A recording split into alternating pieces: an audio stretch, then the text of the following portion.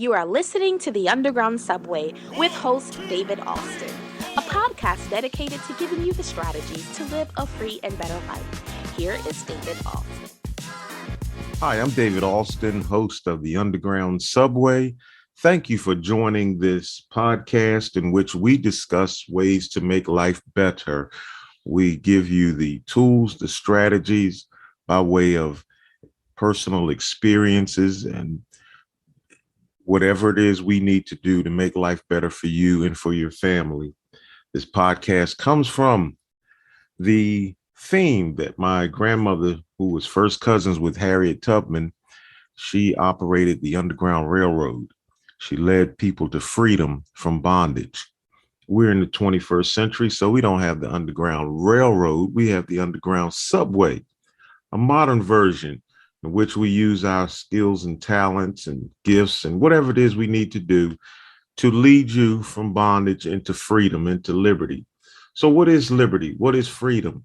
Liberty is that ability to think, to move, to function, to operate, to speak without limitations. So many of us have things that are limiting us, things that are holding us back. And this podcast is dedicated to removing that emotional, spiritual, physical onion layer by layer to get to the center of your life, which is a life of freedom and happiness. We all want to be free. We all want to be happy. We all want to experience life to the fullest. However, I don't want to be free and leave behind my children, my grandchildren, my family, my cousins.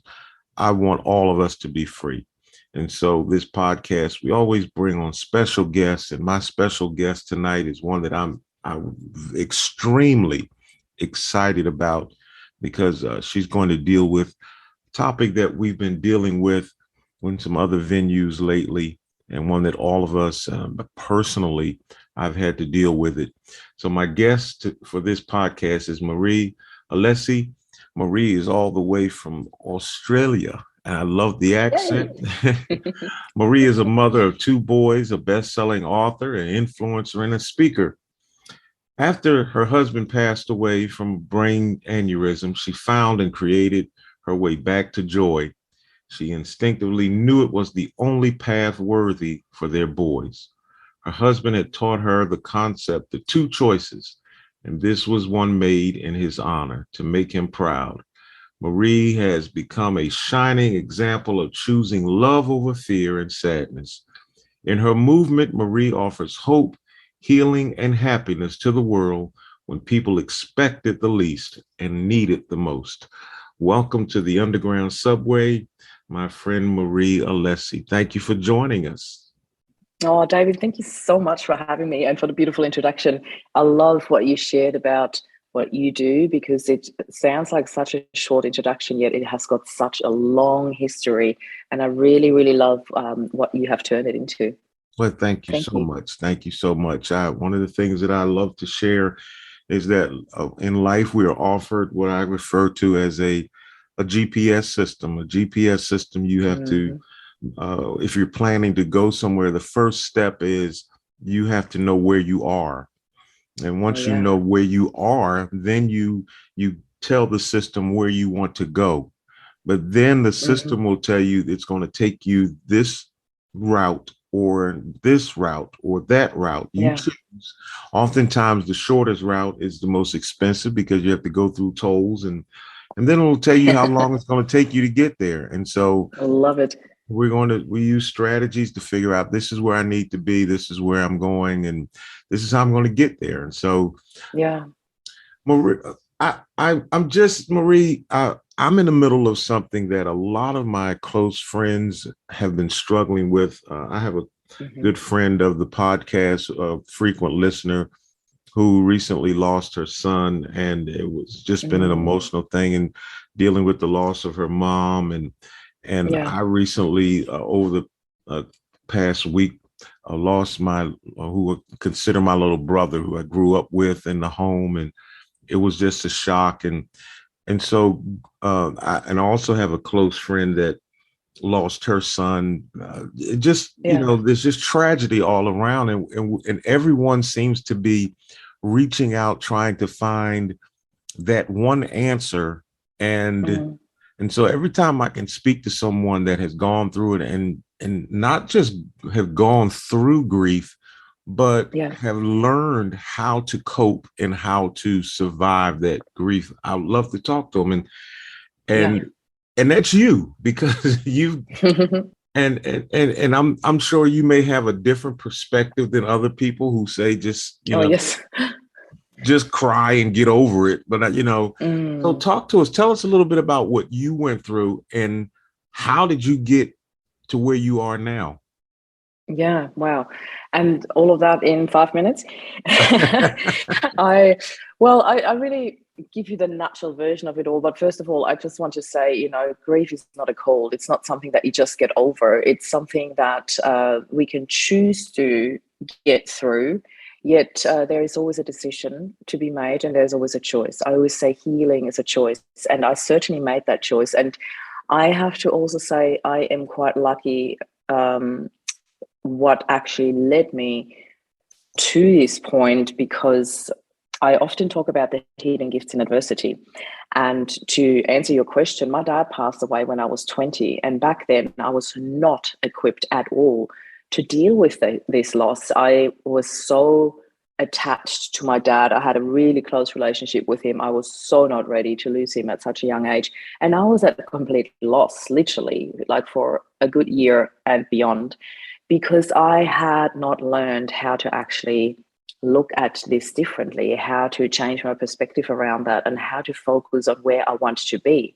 I was lost. I was completely just wandering around, and also wondering why none of my friends were there for me and supporting me. And then when I actually addressed that a year later, they said, well, I just didn't know what to say.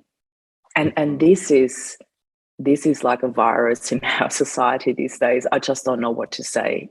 People, when they don't know what to say either they revert back to something that is completely rehearsed, like "I'm sorry for your loss" or "my condolences," the two favorite Yes, lines that people use that that really, don't do that just, nothing.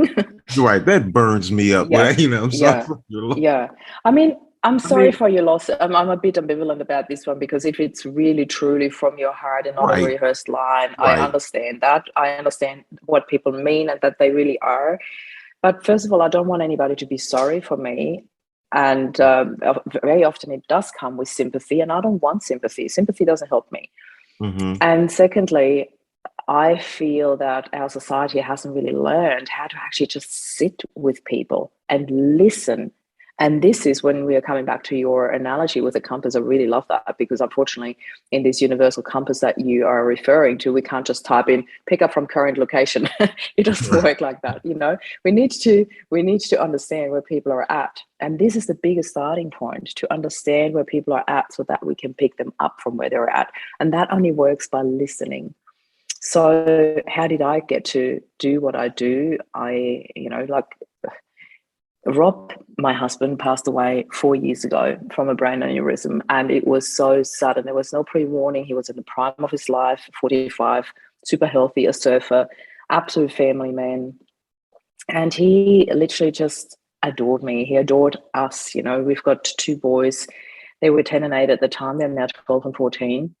And Rob and I had some of those conversations, and I bring that back to the point that I lost my dad so early.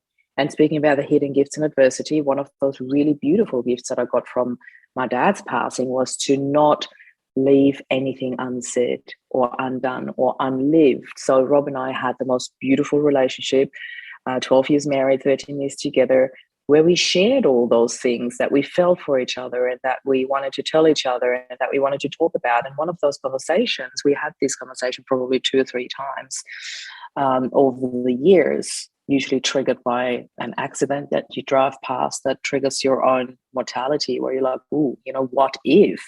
So we had these what if conversations, and these conversations usually went something like, I love you so much.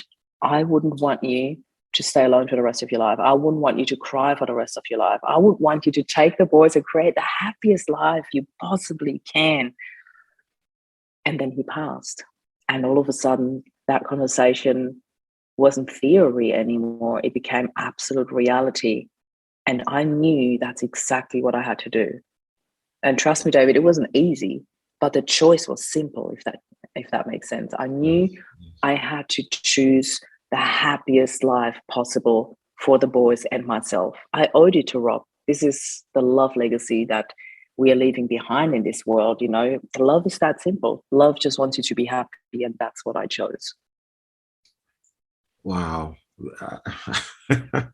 I'm just speechless. I really am.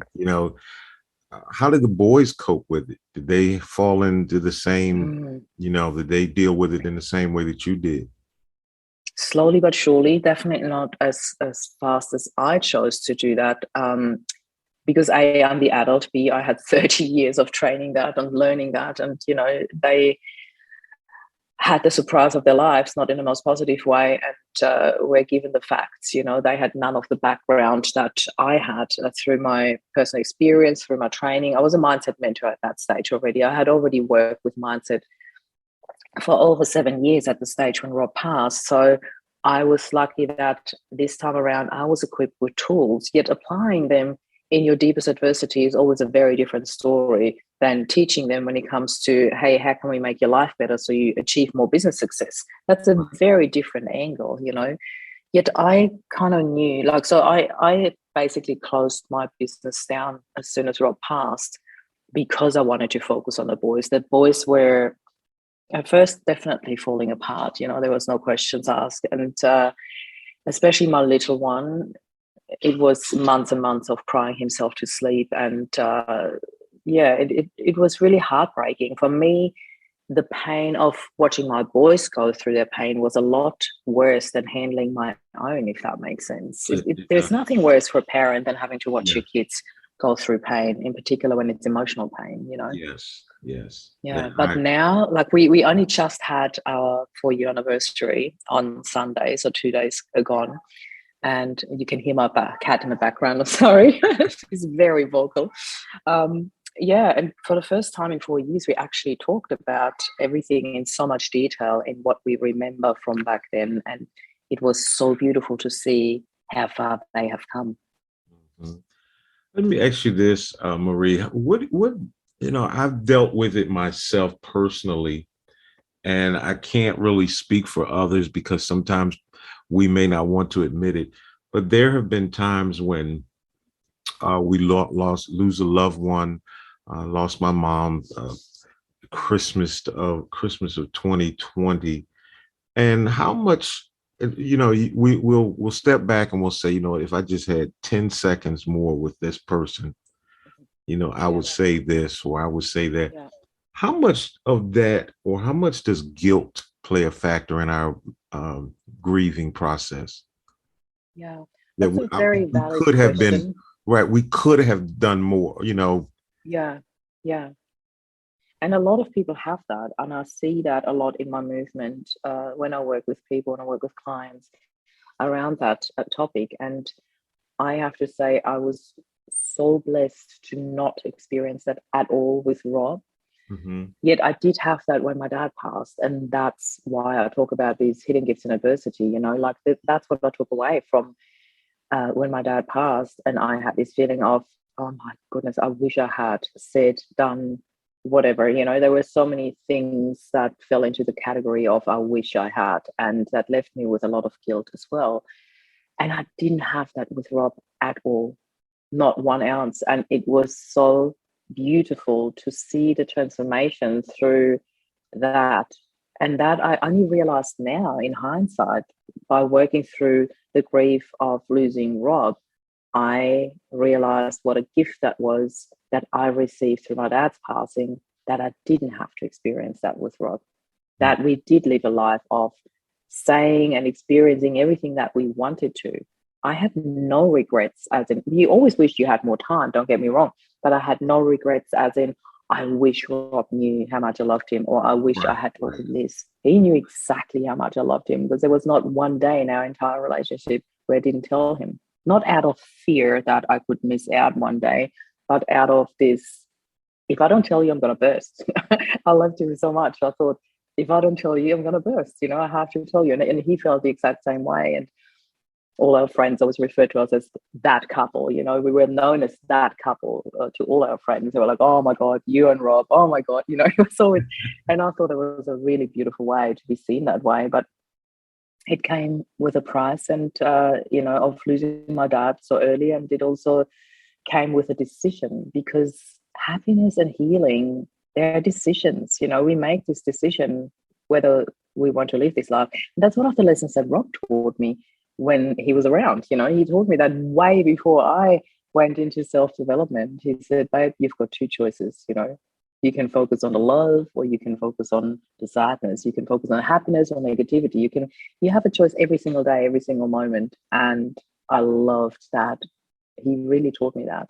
He really taught me that concept. My next question, I hope I don't struggle in asking it, and I hope it sounds crazy. Doesn't sound crazy. We talk okay. about moving forward and moving on, and you have to make a decision to move on. What do you say to a person that is in a situation like yourself, where they were in a quote unquote fairy tale romance, and you know, they lose, one of them passes away, and yet recall the conversation. If I can remember correctly, you said that you guys had a conversation in which he said, you know, if something happens, move on with your life, be happy. Yeah.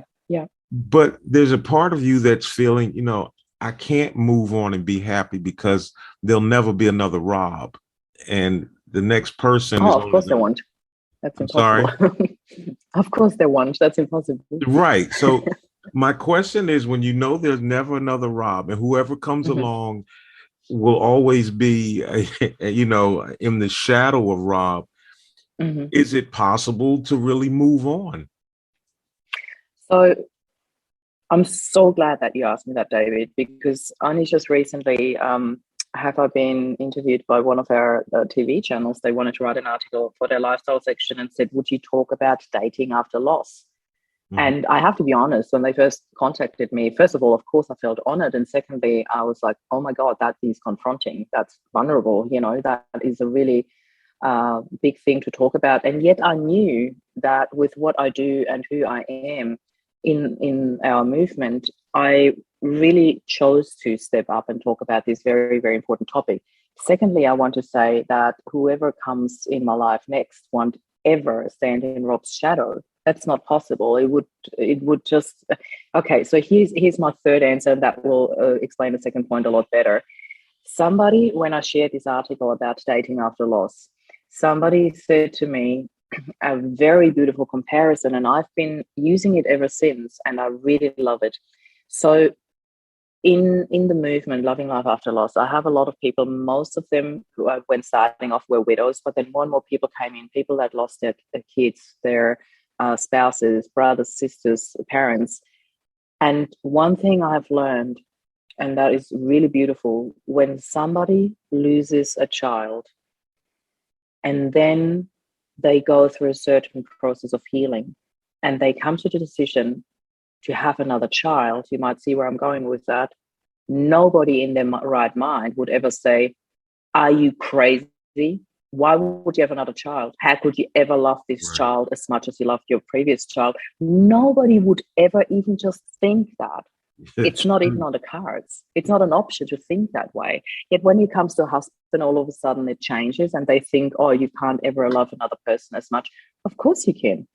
And this is the most beautiful answer that my doctor actually gave me. And I remember I was so highly emotional because I was pregnant and, you know, hormones were playing crazy in my body. And I was sitting there pregnant with my second child. And I said, "I have to ask you a question. And I have to ask you the same question twice, once as a doctor and once as a mom." And she looked at me and said, "What is it?" Because I knew she had 3 kids of her own. So I knew she could answer that question from both perspectives. And I said, "How can I know that I ever love this child as much as I love my first?" And I burst into tears because I was so emotional about it. I still remember it now, and it still makes me emotional now just thinking about it. And she looked at me and she smiled and she said, "My answer is the exact same as a doctor and as a mum." She said, "The fact that you love your first son so much already tells me of how much love you're capable of. So there's no doubt in my mind that you will love your second child just as much." And it might be different, but it's just as much. Does that make sense? And it's the exact same way with a partner. Just because, and I'm not trying to play that down at all, but just because my husband passed doesn't mean that I can't ever love another man just as much. Maybe in a different way, most certainly in a different way, because this person will be different. And that's good, because I'm not looking for a comparison or a replacement. This is not possible. And I was in another relationship after Rob died, and I was so heavily in love with this person. I never thought this could be possible, but it was. So I can promise you it is possible. And I can promise you, especially those lovebirds out there that are so madly in love with their partner and fear if they could ever experience that again, I can promise you, if you are capable of such an enormous amount of love, you still are now. You don't lose that capacity ever. What is the movement? You talked about your movement. Explain to us what the movement is.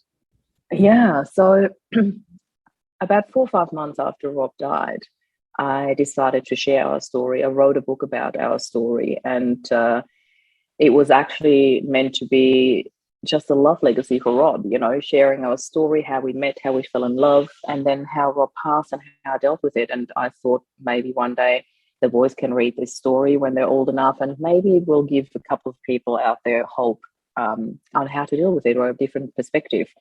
Little did I know when I published a book that it not only became an Amazon #1 bestseller, but it ranked in the top 100 of Australia. I was blown away. I had no idea that this would happen. And then I took the boys traveling around the world, because it was all about creating new and happy memories and, getting them away from all these first milestones without their dad, and being in beautiful locations and travel. I thought that was the perfect idea, and it was. And while I was in Vienna, in Austria, where I'm originally from, I had this epiphany. I thought, I've got something that the world needs, and that is hope, that is healing, that is happiness. People need that, and they don't know how to get it, and they don't know how to allow it in.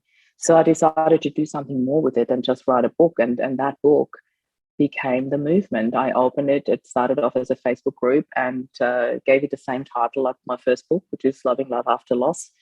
And it became this filter as well, this call to action. Loving life after loss is so much. It's for me, I love that the group is named that way, because people who don't look for that loving life again don't even come in. So it kind of pre-selects who applies to be in the group. And the group is free. The movement is free. I share a lot of love and support in the group. I am live a few times a week. We share interviews in there. I share hope and healing in there. And I've also developed healing journeys and programs and retreats and membership. So yeah, there's a free option, there's a paid option, there's all different levels of support.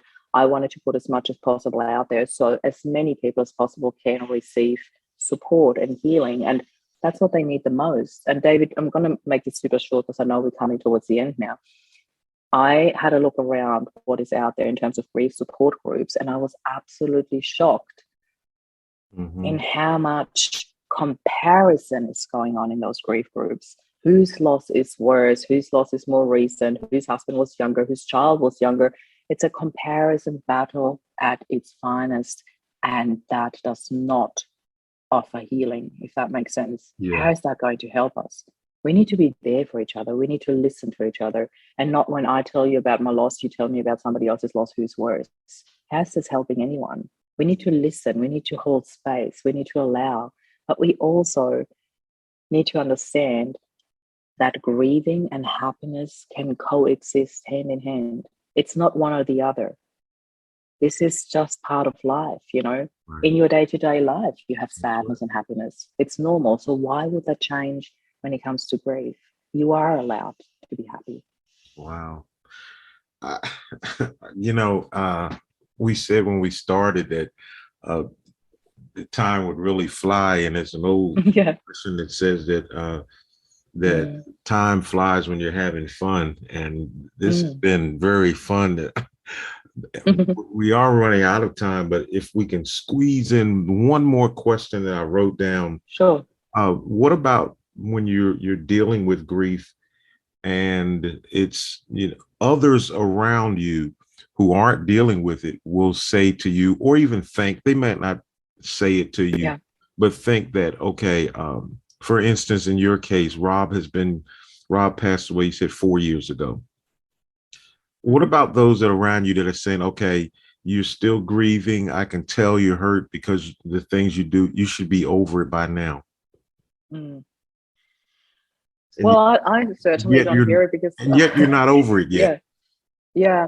So again, I don't think grief is something that you get over. And I also, and this sentence I want to highlight straight away, I also don't believe that grief will stay with you forever. That's what society tells you, oh, it'll stay with you forever. I don't believe that. You have choices to make. Healing is a choice. And as I said, I believe that this can all coexist. I still have days where I have memories come back that might make me sad. It's more often than not when I see my boys struggling, which rarely happens these days anymore as well, which I really love. So this whole "you should be" is already, like, whatever follows after the sentence "you should be" is already wrong. Nobody should do anything. And "you have to" is also in the same category. I'm a very big believer in "you choose to." And I'm Mhm. going to give you a super short example so everybody can relate to that, because this is something that you hear over and over again, in particular from moms. And when I work with a widow and I hear, well, I had to because of my kids. I had to heal, or I had to move forward because of my kids. And I'm like, hold on, hold on, hold on. Think of all the people out there who have chosen a different route, who went down a path of depression or darkness or alcohol or drug abuse or even sometimes suicide. There are so many different routes, and I'm not naming them to offer you different choices, but I'm naming them to make you aware of what the choices that you have taken here. Mhm. You have chosen to move through this. You have chosen to get up every morning, and that is the most incredible part of it all, to realize the choices that we do have. And that is something I always want to remind people of. When you think you have to, you're already wrong.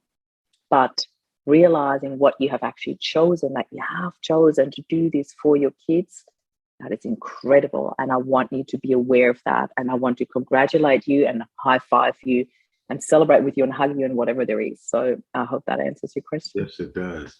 Well, I Yeah. said I said that was the final, but I do have one more question for you that I have to Good. ask. Would you be willing to come back and talk in a little more depth in the Oh, future? absolutely. Okay, great. Wonderful. I'd love to. Yeah. Wonderful. Yeah, because I think we just scratched the surface because it's so, so much that Yeah. we can discuss from different, I agree, different, David. right. They're different. Uh, I would like to in the future discuss, do you think it's a different type? Are there different types of grief based on the fact that Mm, you lost a spouse, I lost a child, yeah. I lost a parent, Yeah. I lost a Yeah. sibling, you know, uh, That's an awesome topic. I'd love to talk about that. we'll make that happen. We'll definitely Yeah. make that happen. Well, thank you, Marie, so much for joining us. Again, I thank you from the bottom of my heart for spending time with us, taking time out of your busy schedule. You're in Australia, so I'm not sure of the Yeah. time difference. It's 11 a.m. now. Okay, all right. So 11 a.m. and it's 9 p.m. here. So Yeah. I'm You're still a about day, like, yeah, you're on the 14th of June. We're the 15th of June already. all right. So you've already experienced the next day. All right. The future is looking bright. I can tell you that. All right. I like that. I like that. I have to use that. Well, Thank thank you you so so. much for having me, David. Thank Yes, you. ma'am. Well, my friends, I want to thank you for listening to this podcast. It has been very enlightening and very inspirational, full of information, full of inspiration, and full of motivation. Now, you may be saying, what's the difference? Well, I'll put it like this: the information is the meat. It's the meat. The motivation is how to cut it up and to eat it. You don't just eat it in chunks. You have to cut it up. And the Just like the inspiration, elephant. yes, and right, and the inspiration is the gravy. It's what makes it taste good. So you don't Mhm. just get the item. You have to be told how to use it, how to apply it. And so the information that Marie gave us was Very, very good. The reason why I say motivated, cut it up, listen to this podcast over and over again. I believe you're going to get something out of it. I'm excited about our time together. I'm excited about this podcast. And if it can help just one person, I know it's helping more than one person because it's helped me and it's helping others. Listen, we've got to go. We're running out of time for this edition of the Underground Subway, but I want to challenge you before you go. I want to challenge you before you go tonight, before you go to bed. Look yourself in the eye in the mirror. Find a mirror and look yourself right in the eye and ask yourself a question. Today, did I do something to make this world a better place, or did I just waste another day? Think about that. We'll see you next time on the Underground Subway. 1, 2